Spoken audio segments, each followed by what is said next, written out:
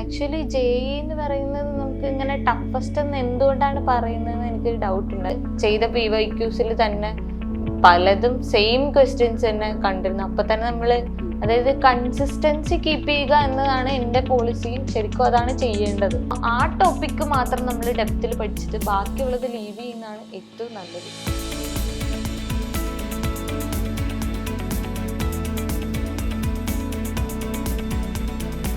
Hello every one, 2026 JEE എക്സാമിൽ സൈലത്തിലെ online ബാച്ചായിട്ടുള്ള ധീര repeater ബാച്ചിൽ പഠിച്ച് 99% വാങ്ങിയ ആര്യ ആണ് ഇന്ന് നമ്മുടെ കൂടെയുള്ളത്.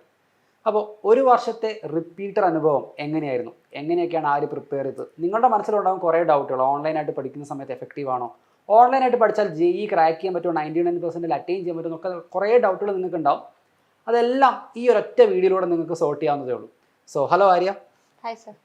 അപ്പോൾ ഒരു ചോദ്യം, അതായത് നമ്മുടെ ഈ ഒരു ഓൺലൈനായിട്ട് പ്രിപ്പയർ ചെയ്യുന്ന സമയത്ത് ആൾക്കാർ എപ്പോഴും പറയുന്നത് ജെഇ എന്ന് പറഞ്ഞാൽ ഏറ്റവും ടഫായിട്ടുള്ള എക്സാമാണ്, ലോകത്തിൽ തന്നെ ഏറ്റവും ടഫായിട്ടുള്ള എക്സാമാണ് അത്ര ജെഇ.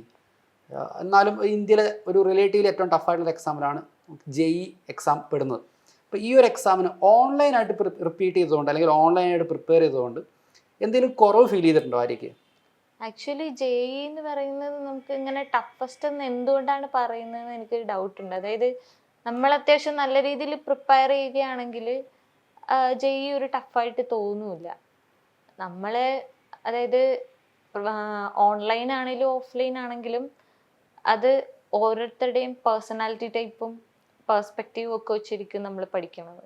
അതായത് ഇപ്പോൾ ഒരു ഒബീഡിയൻ ചൈൽഡ് ആണെങ്കിൽ അവർക്ക് ഓഫ്ലൈൻ ആയിരിക്കും കൂടുതൽ നല്ലത്. പക്ഷേ സെൽഫ് ഡിസിപ്ലിൻഡ് ആയിട്ട് നമുക്ക് പഠിക്കാൻ പറ്റുമെന്ന് നമുക്ക് ഉറപ്പുണ്ടെങ്കിൽ ഓൺലൈൻ പക്കായിട്ട് ചൂസ് ചെയ്യാം. കാര്യം എന്താണെന്ന് വെച്ച് കഴിഞ്ഞാൽ നമ്മൾ തന്നെ നമ്മളെ ഡിസിപ്ലിൻഡ് ആക്കി നമുക്ക് 1 ഇയർ കൊണ്ടുപോകാൻ പറ്റുമെന്ന് നമുക്കൊരു സെൽഫ് മോട്ടിവേഷൻ ഉണ്ട്. അപ്പോൾ നമുക്ക് എന്തായാലും 1 ഇയർ കംപ്ലീറ്റ് ചെയ്യാൻ പറ്റും എന്ന് ഷുവറാണ്.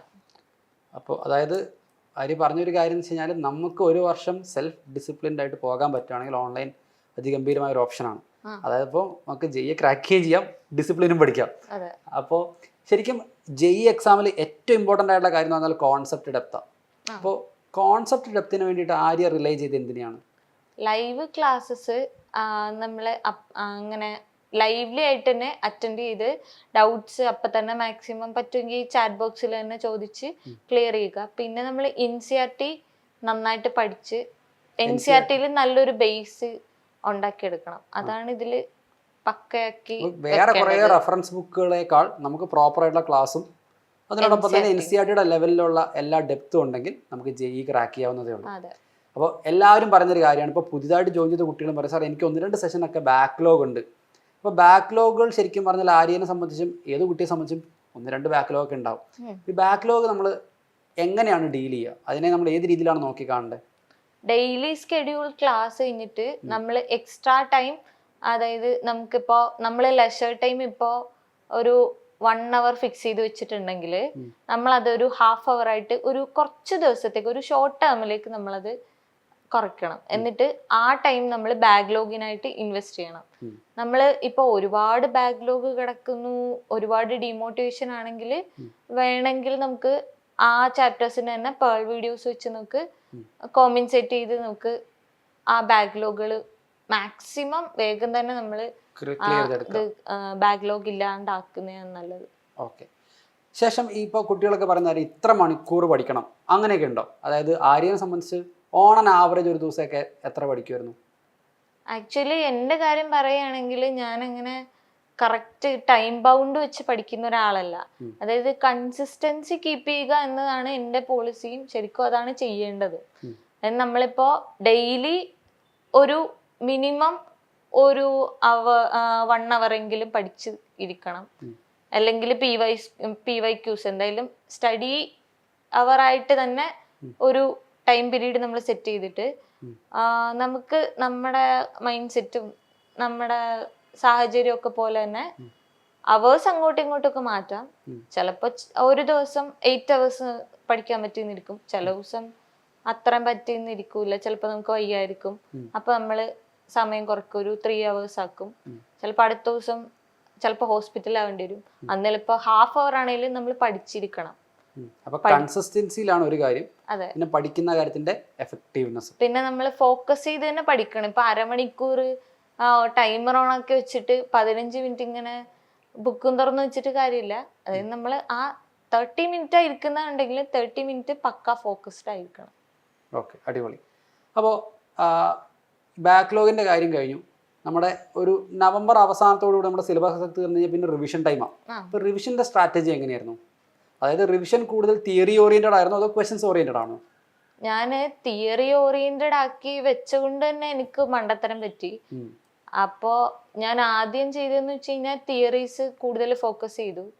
അതായത് എനിക്ക് തിയറി ശരിയായില്ല എന്ന് വെച്ച് ഞാൻ തിയറി റിവൈസ് ചെയ്ത് ഒരു ദിവസം, അതായത് ഒരു 3 hours തിയറിയും 2 hour PYക്കും പിന്നെ ടോട്ടൽ റിവിഷനും ബാക്കപ്പും ഒക്കെയായിരുന്നു ഞാൻ ഫസ്റ്റ് ടൈം ടേബിൾ സെറ്റ് ചെയ്തത്. അപ്പോൾ അങ്ങനെ ആയപ്പോൾ റിസൾട്ട് ഭയങ്കര ഷോക്കായി ഫസ്റ്റ് ഫേസിൽ. അപ്പൊ പിന്നെ സെക്കൻഡ് ഫേസിൽ നമുക്ക് ക്രാക്ക് ആക്കാൻ അതേ ഉള്ളൂ ചാൻസ്. അപ്പൊ പിന്നെ നമ്മള് സ്ട്രാറ്റജി നേരെ തിരിച്ചു.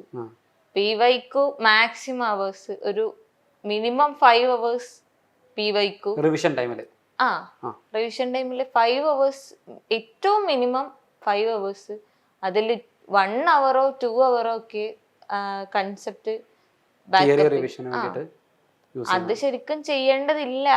എന്ന് വെച്ചാൽ നമുക്ക് ക്വസ്റ്റ്യൻസ് ചെയ്തിങ്ങനെ പോകുമ്പോൾ ഡൗട്ട് വരികയാണെങ്കിൽ മാത്രം ആ പോർഷൻ മാത്രം നമുക്ക് ബാക്കപ്പ് ചെയ്തെടുത്താലും മതി. അത് നമ്മൾ എത്ര ബേസ് സെറ്റാക്കി എന്നുള്ളത് വെച്ചിരിക്കും. അതായത് നമ്മൾ ആദ്യമേ നമ്മുടെ ക്ലാസ്സിൽ കൂടെ പ്രോപ്പറായിട്ട് കോൺസെപ്റ്റ് ഡെപ്ത് എല്ലാം കിട്ടിക്കഴിഞ്ഞാൽ പിന്നെ ഈ റിവിഷന്റെ സമയത്ത് കുറേ എഫേർട്ട് ഇടേണ്ട ആവശ്യമില്ല. അപ്പോൾ നമുക്ക് കൂടുതലായിട്ട് ക്വസ്റ്റ്യൻസിന്റെ മുകളിൽ ഫോക്കസ് ചെയ്യാം. അപ്പോൾ ഇത്രയും ഇപ്പോൾ കുറേ പ്രീവിയസ് ഇയർ ക്വസ്റ്റ്യൻസ് ഒക്കെ പ്രാക്ടീസ് ചെയ്തിരുന്നു പറഞ്ഞല്ലോ. ഇത്രയും ക്വസ്റ്റ്യൻസ് ഒക്കെ പ്രാക്ടീസ് ചെയ്ത് എക്സാം ഹാളിലേക്ക് എത്തിയ സമയത്ത് ഒരു സർപ്രൈസ് ഫീൽ ചെയ്തിരുന്നു ക്വസ്റ്റ്യൻസ് ഒക്കെ കണ്ടു കഴിഞ്ഞപ്പോൾ? നമുക്ക് JEE മെയിൻസിൽ അങ്ങനെ സർപ്രൈസ് ചെയ്യാൻ വേണ്ടി ഒരു ക്വസ്റ്റ്യൻസും ഇല്ലായിരുന്നു. അതായത് ഓൾറെഡി നമ്മൾ ചെയ്ത PYQസിൽ തന്നെ പലതും സെയിം ക്വസ്റ്റ്യൻസ് തന്നെ കണ്ടിരുന്നു. അപ്പൊ തന്നെ നമ്മൾ ഏകദേശം ഫുള്ളി സെറ്റ് ആവും. നമ്മൾ മോട്ടിവേറ്റഡ് ആയി ബാക്കി തന്നെ നമ്മൾ ചെയ്തോളൂ. ഓക്കെ. നമ്മുടെ GAB എക്സാമുകളൊക്കെ എഴുതിയിട്ടുണ്ടായിരുന്നു ആര്യ? ഞാൻ ആദ്യം കുറെ ഒരു 2-3 GAB ഓഫ്ലൈനായിട്ട് ഡയറക്റ്റ് പോയി എഴുതിയിരുന്നു. അതിലൊക്കെ മാർക്ക് കുറഞ്ഞപ്പോൾ ഭയങ്കര ഡിമോട്ടിവേഷൻ ആയി. പിന്നെ ഞാനത് പയ്യെ ഓൺലൈനിൽ എന്ന് വെച്ച് കഴിഞ്ഞാൽ സെയിം ടൈമൊക്കെ തന്നെ, പക്ഷെ വേറെ ടൈമിൽ ഓൺലൈനിലാക്കുമല്ലോ. അപ്പൊ അങ്ങനെ ഒരു 3 എക്സാം ഓൺലൈനിൽ എഴുതി. ഓൺലൈനിൽ എഴുതിയിട്ട് സ്കോറൊന്നും വലിയ ചേഞ്ച് ഒന്നും വരാത്തതുകൊണ്ട് പിന്നെ ഞാൻ ലാസ്റ്റ് 2 GAB ഓഫ്ലൈൻ തന്നെ എഴുതി. അപ്പൊ പിന്നെ വലിയ തിരക്കേടില്ലാതെ മാർക്കുകൾ വന്നു. മോക്ക് ടെസ്റ്റുകൾ മാക്സിമം അറ്റൻഡ് ചെയ്യുന്നതാണ് നല്ലത്. പിന്നെ അല്ലാണ്ട് നമുക്ക് വീക്ക്ലി ടെസ്റ്റുകളൊക്കെ ഉണ്ടല്ലോ, അതൊക്കെ എല്ലാം അറ്റൻഡ് ചെയ്യുകയാണെങ്കിൽ നമുക്ക് അത്രയും അടിപൊളിയായിട്ട് പ്രിപ്പറേഷൻ സിമ്പിൾ ആയിട്ടും സെറ്റ് ആവും. എക്സാം ഹാളിൽ എത്തിയ സമയത്ത് ഇത്രയും മോക്ക് എക്സാമുകളൊക്കെ എഴുതിയ ശേഷം എക്സാം ഹാളിൽ എത്തിയ ശേഷം ടൈം മാനേജ്മെന്റ് ഒക്കെ ഭയങ്കര പ്രശ്നമായിട്ട് ഫീൽ ചെയ്തിരുന്നു ആര്യക്ക്? നമുക്ക് ഇപ്പൊ ഓവർ ടെൻസ്ഡ് ആയിട്ടുള്ള ഒരു ആളാണെങ്കിൽ മാത്രമേ അങ്ങനെ ഒരു പ്രശ്നം വരാൻ ചാൻസ് ഉള്ളൂ. ഒരു മോഡറേറ്റ് ടെൻഷൻ ഒക്കെ ഉള്ള ആളാണെങ്കിൽ ഓക്കെ ആണ്, ഒരു കോമ്പറ്റീറ്റീവ് സ്പിരിറ്റിൽ അങ്ങ് പോകും. നമുക്ക് ചെയ്യാൻ പറ്റും എന്നുള്ള കോൺഫിഡൻസ്. ഓൾറെഡി നമ്മൾ GIBs എഴുതുമ്പോൾ തന്നെ അതേ അറ്റ്മോസ്ഫിയറിലാണ് നമ്മൾ എഴുതുന്നത്. അതായത് CBT ആണ്, ഇൻവിജിലേറ്റേഴ്സ് ഉണ്ട്, നമുക്ക് 3 മണിക്കൂർ കഴിഞ്ഞ് എക്സാം ഹാളിൽ നിന്ന് ഇറങ്ങാൻ പറ്റൂ. അങ്ങനെ എല്ലാം കൊണ്ടും സെയിം പ്രോസസ് തന്നെയാണ് നമുക്ക് നമ്മൾ കടന്നു പോകുന്നത്. അതേ നമ്മുടെ JEE എക്സാം എങ്ങനെയാണോ ആക്ച്വൽ JEE എക്സാം എങ്ങനെയാണോ അതേ സെറ്റപ്പും അതേ ആംബിയൻസും അതേ മൂഡും നമുക്ക് റീക്രിയേറ്റ് ചെയ്യാൻ പറ്റും ഇവിടെ GAB എക്സാം വഴി. അപ്പോൾ GAB എക്സാമുകൾ എഴുതുന്ന ഒരു നല്ല എക്സ്പീരിയൻസ് ആണ്. GAB എക്സാം എഴുതുന്നതാണ് ഏറ്റവും അടിപൊളി സാധനം. ഓക്കെ.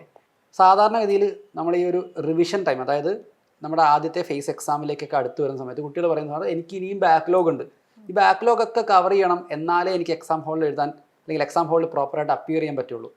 അപ്പോൾ 2 കാര്യങ്ങളാണ് കുട്ടികൾ അവിടെ ആലോചിക്കുന്നത്. ഒന്ന്, ഇത് മുഴുവൻ പഠിച്ചാലേ എനിക്ക് എക്സാം ഹാളിൽ പെർഫോം ചെയ്യാൻ പറ്റുള്ളൂ, എനിക്കിപ്പോഴും ബാക്ക്ലോഗ് ഉണ്ട്, അതുകൊണ്ട് റിവിഷനേക്കാൾ കൂടുതൽ ഞാൻ ഫോക്കസ് ചെയ്യേണ്ടത് ബാക്ക്ലോഗിനാണ് എന്ന ഒരു പേഴ്സ്പെക്റ്റീവ് കുട്ടികളിൽ ഉണ്ടാവാറുണ്ട്.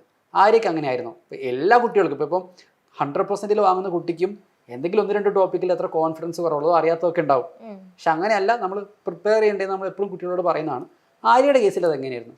ഇപ്പം നമ്മൾ പ്രിപ്പറേഷൻ സ്റ്റാർട്ട് ചെയ്തു. ഏകദേശം ഒരു ഡിസംബർ ഒക്കെ ആയി. നമുക്കിപ്പോൾ ബാക്ക്ലോഗുകൾ ഒരു 5 ചാപ്റ്റേഴ്സ് ഒക്കെ ഉണ്ട്. ഒന്നും അറിയാത്തതാണ് ആ ചാപ്റ്റേഴ്സ് എന്നുണ്ടെങ്കിൽ നമുക്ക് അതിൽ നമ്മൾ PYQs സോർട്ട് ചെയ്തിട്ട് ഇതിൽ എപ്പോഴും ക്വസ്റ്റ്യൻസ് ചോദിക്കുന്ന കുറച്ച് ഏരിയാസ് കാണും.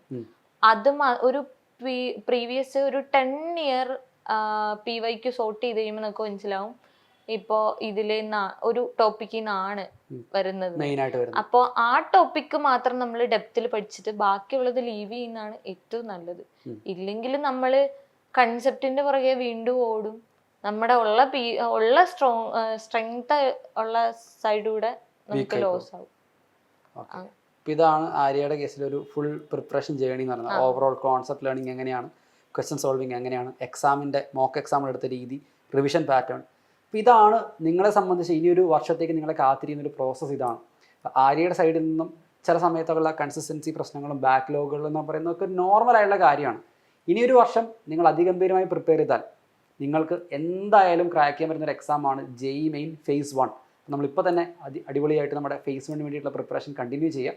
ഇനി ആകെ ഫോക്കസ് ചെയ്യേണ്ട കാര്യം ജനുവരി അവസാനത്തെ വീക്കിൽ വരുന്ന ആ ഫേസ് 1 എക്സാം മാത്രമാണ്. കോൺസെപ്റ്റുകൾ പരമാവധി ക്ലാസ്സിൽ നിന്ന് തന്നെ സെറ്റാക്കുക, ക്വിക്കലി റിവൈസ് ചെയ്യുക, കൂടുതൽ ചോദ്യങ്ങൾ ചെയ്യുക, പരമാവധി പ്രീവിയസ് ഇയർ ക്വസ്റ്റ്യൻസ് തന്നെ ട്രൈ ഔട്ട് ചെയ്യാൻ വേണ്ടി ട്രൈ ചെയ്യുക. അതുപോലെ തന്നെ പരമാവധി മോക്ക് എക്സാമുകൾ എഴുതുക, ഒരു എക്സാം പോലും മിസ് ഔട്ട് ആക്കാണ്ടിരിക്കുക, റിവിഷൻ സെറ്റാക്കുക, എക്സാം ഹാളിൽ പോവുക, തകർക്കുക അല്ലേ. സോ നമുക്ക് ഇനിയും കൂടുതൽ ഐഡിയാസ് ഒക്കെ ആയിട്ട് ആര്യയുടെ നമുക്ക് ഇനിയും കാണാം. So until then bye.